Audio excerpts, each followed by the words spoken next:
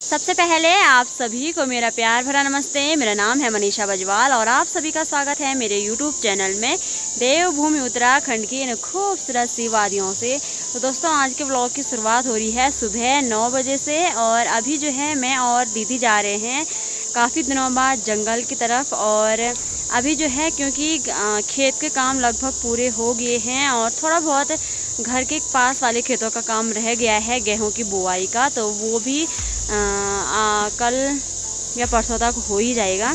तो घर के और जो काम हैं वो तो लगभग हो ही रहे हैं क्योंकि शादी आने वाली है कुछ दिनों में, तो वो काम तो होते ही रहेंगे क्योंकि शादी के बाद तक भी घर की सफाई वगैरह वो सब तो चलता रहेगा। तो अभी जो है मैं और दीदी जा रहे हैं जंगल। मैं जा रही हूँ घास के लिए और प्लान तो कुछ यूँ बनाया है कि मैं घास लाऊंगी और दीदी जो है वो जो शादी की अभी बची हुई लकड़ियाँ हैं तो वो लाएगी। तो चलिए चलते हैं जंगल की तरफ और साथ में हम लोग बैल भी ले जा रहे हैं चराने के वास्ते, तो इनको भी ले चलते हैं जंगल की तरफ और आप लोग बने रहिए व्लॉग में। और बाकी और बातें करने से पहले मैं आप लोगों को तुंगनाथ घाटी का जो मौसम है वो दिखा देती हूँ। तो अभी जो है मैं हूँ घने जंगल के बीच और प्यारी सी धूप लग रखी है सामने तुंगनाथ घाटी की तरफ से। सूर्य भगवान ने दर्शन दे दिए हैं, लगभग सुबह 7 बजे सूर्य भगवान ने दर्शन दे दिए थे और प्यारी सी धूप लगी हुई है। और जहाँ पे मैं खड़ी हूँ यहाँ पे बड़ा शोर है, जो कीट पतंग होते हैं जिसको हमारी गढ़वाली बोली में निन्यारा बोलते हैं, तो उसकी आवाज़ बड़ी ज़ोरों की है यहाँ पे। और आप लोगों को एक बार एक छोटी सी झलक हमारे पहाड़ के मौसम की मैं आप लोगों को दिखा देती हूँ।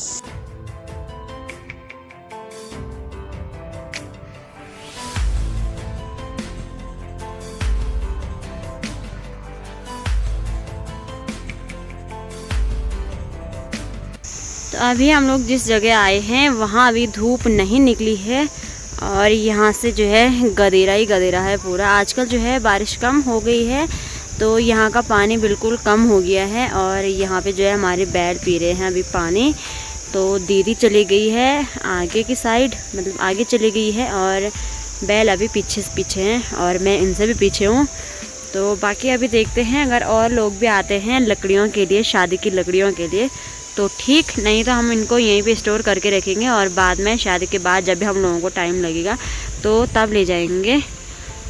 बाकी ये रही हमारे बैल जो कि आजकल जो है हल लगा लगा के काफ़ी थक गए हैं और काफ़ी कमज़ोर भी हो गए हैं। ये वाला बैल तो कुछ ज़्यादा ही कमज़ोर हो रखा है हमारा, ये देखिए ये वाला बैल काफ़ी कमज़ोर हो गया है आजकल। तो चले चलते हैं अब और इनको हमें जो है आधे रास्ते तक ही ले जाना है, उसके बाद हमें और आगे जाना है ऊपर पहाड़ी की तरफ और इनको यहीं पे चलने के लिए छोड़ देना है।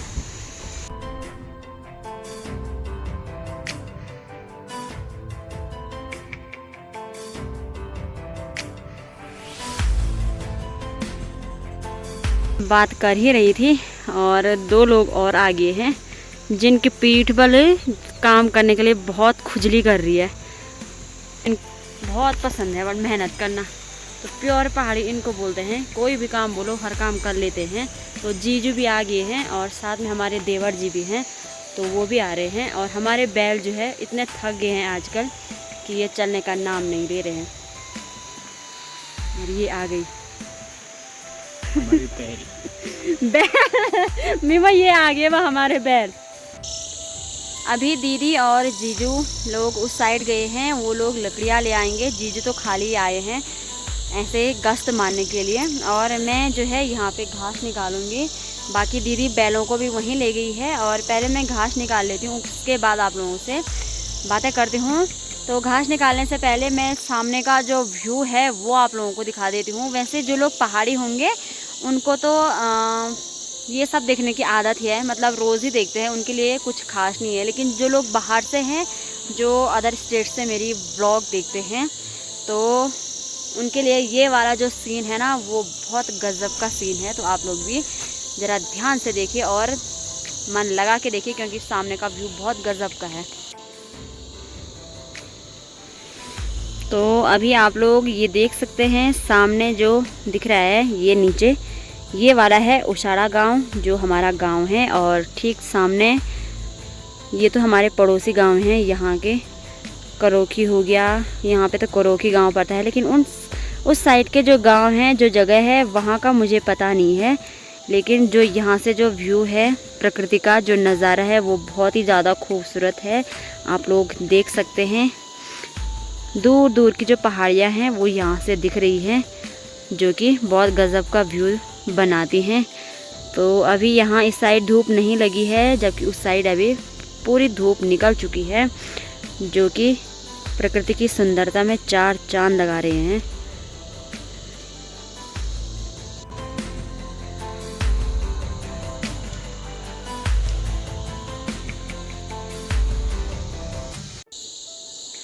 अभी जो है 11:30 हो गए हैं और मेरी घास की भारी भी एकदम रेडी हो गई है। मैंने घास निकालने के बाद अपना जो बोझा होता है वो तैयार कर लिया है, और दीदी ने भी जो है लकड़ियों की भारी लगा दी है अपने लिए। और दीदी, जीजू और देवर जी जो थे वो तो घर चले गए हैं आगे, और हमारे यहाँ पे जो शादी की जितनी भी लकड़ियाँ जितनी भी बची हुई हैं थोड़ा बहुत, उसको हमने एक जगह पे ढेर उसका लगा दिया है, जिसको हमारे यहाँ पे गढ़वाली बोली में कटघड़ी बोलते हैं। तो वो हम लोगों ने लगा दी है। तो शादी के बाद या पहले भी अगर टाइम लगेगा तो आएंगे, अगर नहीं लगेगा टाइम तो शादी के बाद ही अब इन बची हुई थोड़ा सा बहुत जो बचे हुए लकड़ियाँ हैं तो उनको हम बाद में आएंगे। तो अभी जो है हम लोगों की घर की तैयारी हो गई है, तो चलिए चलते हैं घर की तरफ। और उससे पहले जो है हमने खाने के लिए भी ले आ रखा है कुछ।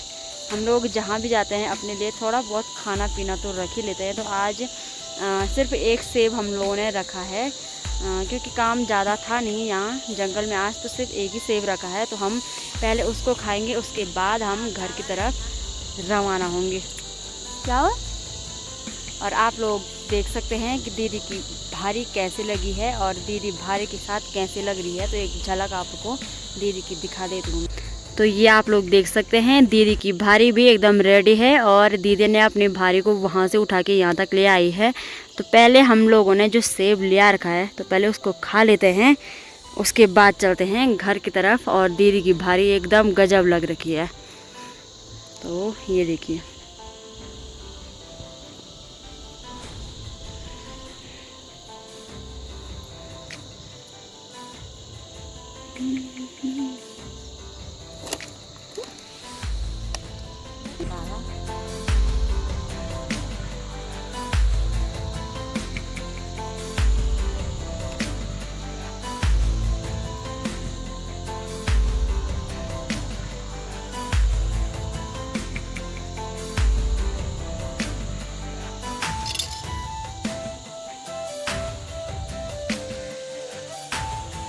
वाह,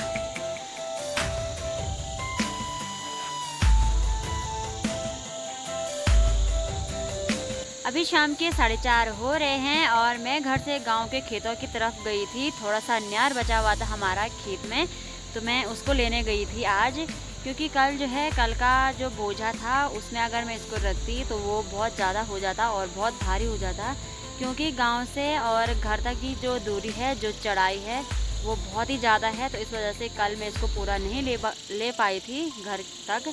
तो आज थोड़ा सा बचा हुआ था तो इसको लेने के लिए मैं गई थी।